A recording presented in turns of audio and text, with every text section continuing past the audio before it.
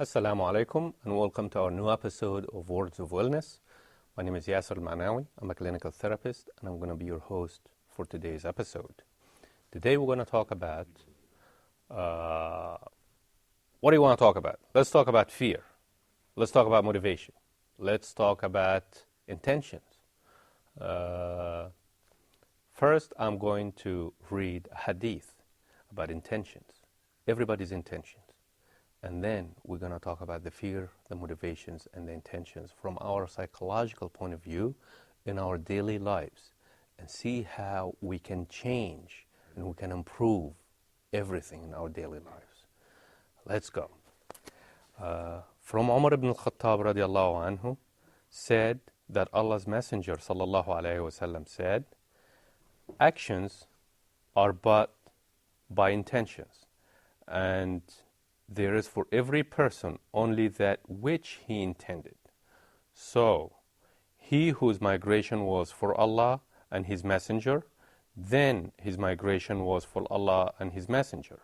And he whose migration was to attain some worldly goal or take a woman in marriage, then his migration was for what he was migrated for or what he was intended. Let's see. It all talks about intentions. Nobody knows about my intentions except me. Nobody knows about my intentions except God, my Creator. He is the only one who knows my intentions, and I know my intentions. As a matter of fact, sometimes I don't even know my intentions. Sometimes I do things and people would ask me, well, what are you doing? I say, I don't know, I'm just acting. I'm just doing what I'm doing. So we need to realize our intention. How do we do that? I'm going to link this to motivation. What's motivation? We have two types of motivation, or we have actually two types of elements that goes into motivation. We have people that are motivated by fear, and we have people that are motivated by excitement. The first kind is the worst kind, and I tell you why. If I'm motivated by fear, I'm always looking behind me. I'm always afraid. I'm always doing something that I feel like I don't want to do that, but I do it because I'm afraid. I'll give you an example about that. Let's say somebody has a fear of failing or a fear of losing his money. You find somebody like that would work very hard until he reaches a point that he's wealthy and he has a lot of money. But then once he gets to that point, he'll stop. And then what happens? He'll lose everything and then he'll start working again. So it's almost like a cycle. It's not stable. He goes up and down, up and down. What we need to do in a situation like this, we need to change the motivation from fear to excitement. Let's talk about excitement for a little bit. Somebody could go to work and all day long would just sit at work feeling that he doesn't want to be there. There is no gratification. There is nothing whatsoever, and he wants to leave, and he's just very unhappy and living a miserable life. This is somebody that is motivated by fear. Somebody that's motivated by excitement is somebody that would actually go to work. They like what they do,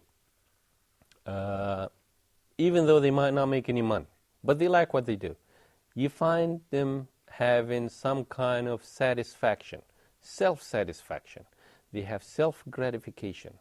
They feel like they're doing something. They're helping themselves. They're helping everybody else. They have a purpose in life. That's the difference between fear, motivated by fear, and or motivated by excitement. Those are the two types of people.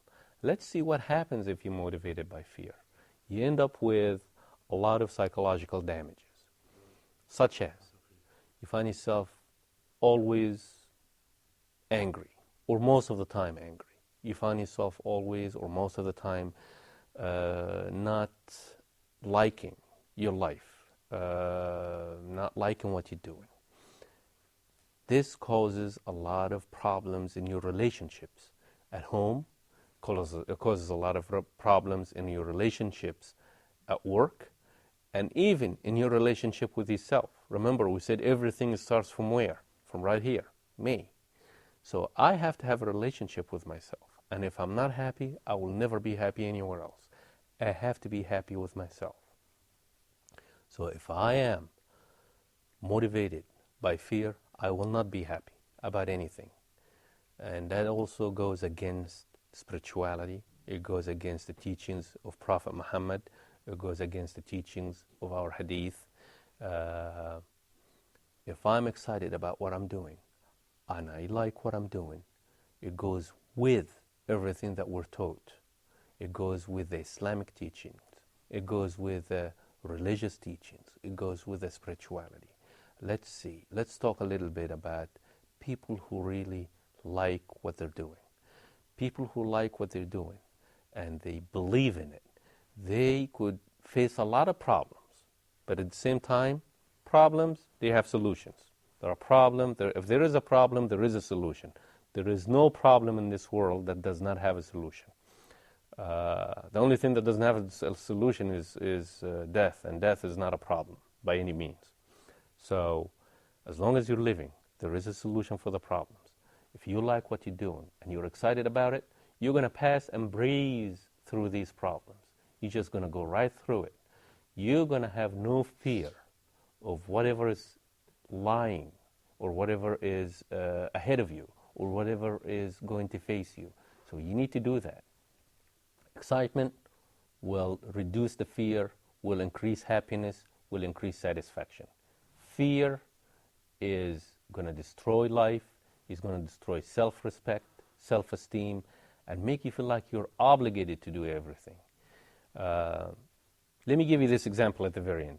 Even in relationships, let's say two people fell in love together, and they got married.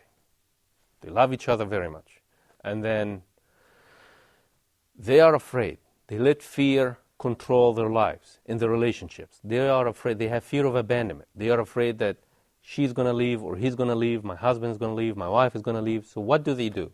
They stop talking. They stop being honest to each other. They stop doing a lot of things that are actually healthy.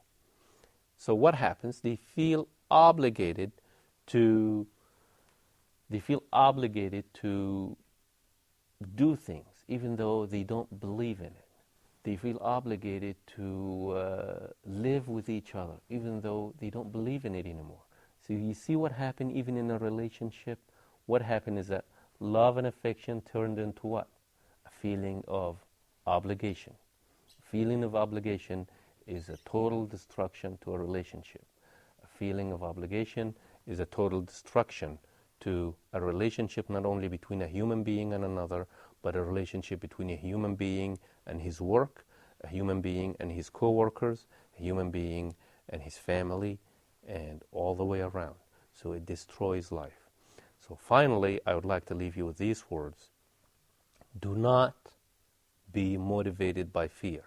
You need to face your most inner fear in order for you to succeed in life. You need to face your most inner fear in order for you to feel happy and satisfied inside. With those words, I'll leave you in peace, and we'll see you in a different episode. Thank you.